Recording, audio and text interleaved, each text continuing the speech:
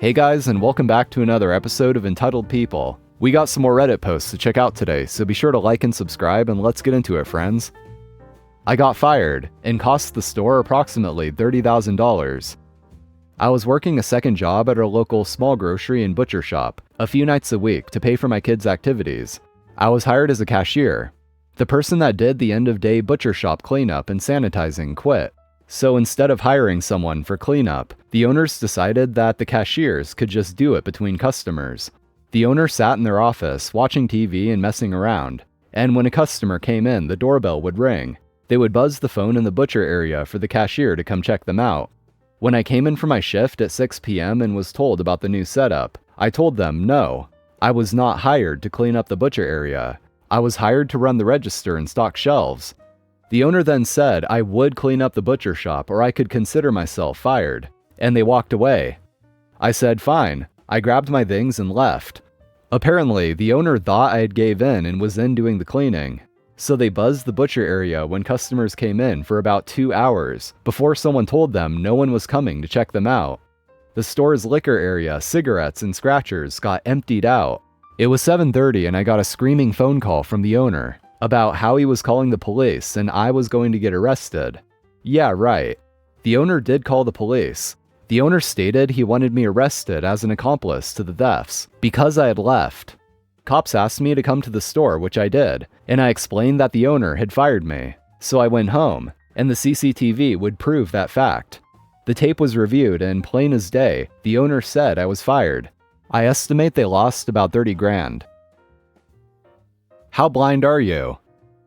I am legally blind. I have no sight in one eye and very little sight in the other, but I can see a little. I walk with a sight cane, but generally do need some help to get around. I was at the airport in Cincinnati, Ohio, returning from a business trip, and I asked the person helping me to take me to a Starbucks since I was desperate for caffeination. She put me in line, then said she would be back for me in 20 minutes. So I'm standing in line when this woman starts creeping on my right, then a little more, and a little more. Bish was trying to pull cutsies on me.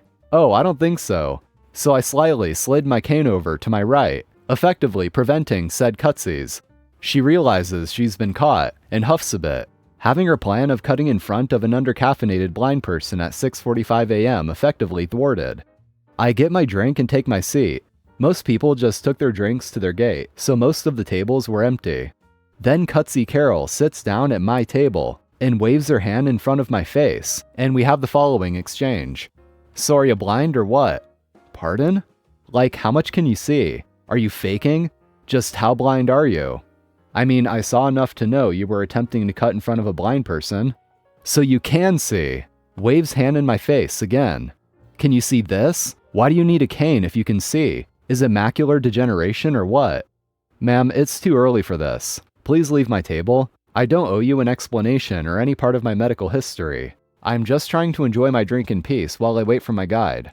Geez, I was just asking. She huffs and leaves for parts unknown. Thank God.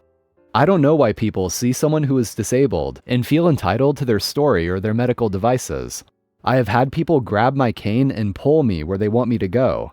Parents who think it's cute to let their kids grab my cane. It's not. Last 4th of July, a random woman saw me walking with my family and grabbed my arm to drag me over to her son, who had recently lost his eyesight, so I could tell him my story. Didn't ask, just grabbed. My daughter let her know how horribly inappropriate that was, and this woman was super offended because she was, quote, just trying to help her son adapt to his new reality. Like she thought I owed that to her by daring to be blind?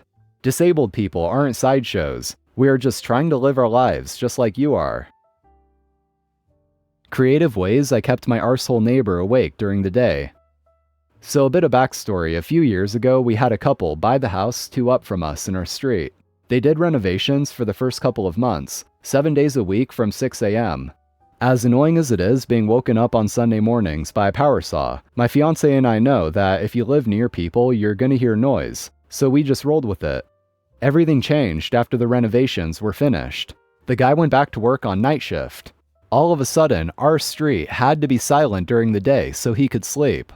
The self-entitled went to great lengths to get his beauty sleep. He called the police for noise complaints any chance he got. my hippie neighbors who had their weekly afternoon jam session with acoustic guitars, my Vietnamese neighbors and their god-awful Thursday afternoon karaoke. And then it was my turn.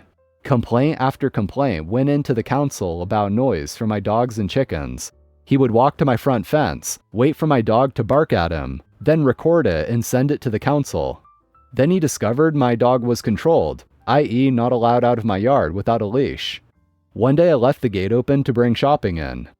McFace filmed my dog walk 3 meters out of my yard to the car, sent it to the council, and I received an $800 fine in the mail. That was the last straw. Since I'm a builder, I have access to lots of noisy crap. Grinders, chainsaws, metal cutoff saws, etc. Since I own my company, it's not always necessary for me to be on site. I waited for him to get home, gave him an hour to get comfortable, then began cutting rebar with a 2-stroke cutoff saw in my front yard in 50mm sections. It took all of 15 minutes before he burst out of his house with his cranky pants on. I couldn't keep a straight face as I told him I was quite within my rights to do work around the house during the day, just as he had. Then I told him I'd had weeks of work to do, so I'd better get back to it.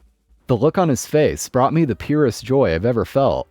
I'd give him 30 minutes to settle in, then start cutting again for 10 to 15 minutes. Chainsaws, power saws, didn't matter what I cut, because it was all going in the bin anyway.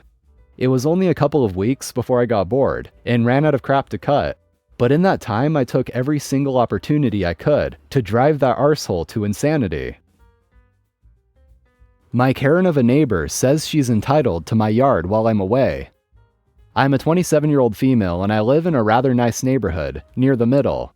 My neighbor, who we'll call Entitled Mother, has a large dog and a rather destructive son, who we'll call Entitled Kid. I have a pretty good financial situation, and I live alone because the house was passed down to me in the will. It's a pretty big yard compared to Karen's yard, which is almost half the size. I have no gate for the yard, leaving it open for pets or animals to come right in. I work from 7 a.m. to 5 p.m., so I'm gone for a long while during the day. Karen is the type to do a lot of gardening, so she doesn't like Entitled Kid in the yard with all the tools. One day she asked me if I would allow her son to play in my yard while I was at work. It couldn't cause any harm, could it? I accepted. But I did tell her that her son would have to be gone by the time I was back. And all went well, until I got my first cat. Keep in mind, Entitled Kid would always bring the dog over with him to play. I named my new Ginger cat, well, Ginger. Ginger loved to bask out in the sun with Entitled Kid and dog. Until one day I found out she wasn't outside. In fact, she was inside with a bite mark. I rushed her to the vet immediately, where she was treated and wore some sort of bandage wrap around her waist for the next week or so. I checked the cameras only to see Entitled Kid try to move Ginger out of her general spot so that he could sit there, and she swiped at him, scaring him off. It seemed that the kid's dog did not take kindly to this, and the mark was not a bite mark but a swipe from the dog. I presented this info with Karen, who denied it and said, "He's just a kid, and Ginny is fine." I reminded her that it was Ginger, then told her that neither her son nor dog were allowed on my property again. She threw an absolute tantrum and told me that they should be entitled to the yard while I was away. After all, you can't just let it go to waste. I then reassured her of my decision, to where she said, word for word, "Ma'am, you need to leave." I'm so confused. Yes, I did see all of your comments about liability. I am currently trying to find out the best kind of fence I can get regarding the neighborhood HOA. As mentioned, I do have cameras and put up a no trespassing sign next to the mailbox. I did have her read and sign a contract stating that she or any other member of her family were to not be allowed on my property, and if this happened, I would not be liable. Also, I will be able to sue her for trespassing, and recommended that she fill her kid in on this info. As you may expect, she threw a tantrum saying, "You need to get over it. It's just a cat. You don't even need the yard when you leave." Although I did get her to sign the contract at the end, even getting to watch the look on her face get more and more sour. If I don't cut the line, you won't eat. Disclaimer, on mobile, English is a second language, and not in the US. I just received the forms for this year's food festival, and I was reminded of what happened last year. After the first quarantine, the mayor in my city decided to organize a food festival in August. Because it was a success, it had become an annual event. I've taken part in both of them, and am planning to take part this year also. As a crew, we had the experience of the previous year about what to expect. That fateful August day, we received a call from the crew around 1300 that they were running low on vegetables and cheese sauce. Apparently a cruise ship had anchored outside of the city's port and had debarked most of their passengers for 12 hours in the city, and most of them hit the food festival. So I grab a portable fridge, load it with veggies and sauce, and head to the stand. Having a pass, I move fast through the entrance. One entrance and one official exit for both staff and visitors, but I catch some glares. As I step inside the food court, I notice that almost every stand has a big line in front of them. As I move past our line to reach the stand's door, I hear people shouting, "Hey, where are you going? And get back in line." I'm almost at the door when someone grabs my shoulder, which for various reasons connected to my past is not a good move. I turn around to see a gray-headed older man, dressed in classic tourist attire, light yellow shirt, khaki shorts, white socks, sandals, and a hat. The tourist, still holding my shoulder, says, "You can't cut the line like this. People are waiting. First, remove your hand. Second, I need to cut the line. No, you need to go back in line." At that point, one of my cooks is almost hanging over the counter waiting for the ingredients, and I'm starting to lose my temper, but I give another try. I need to go in there to... The tourist, now red in the face and shouting, "No, you need to get back in line and wait for your food. Young people these days," and mumbling. Well, that was it for trying. Time for my inner Neanderthal. Forcibly removing his hand from my shoulder, I say, "Me not cut line, you no eat." He looks at me, shocked, when finally my cook shouted, "Hey boss, can I have the stuff now?" I handed him the fridge and told him not to sell to that guy. My cook's reply, "I know better than to feed wild animals." That's it for today, guys. Thank you for watching. Be sure to drop a like, I'd really appreciate it. And also hit that subscribe button for more. So I'm out of here. Have an awesome day, and I'll see you next time.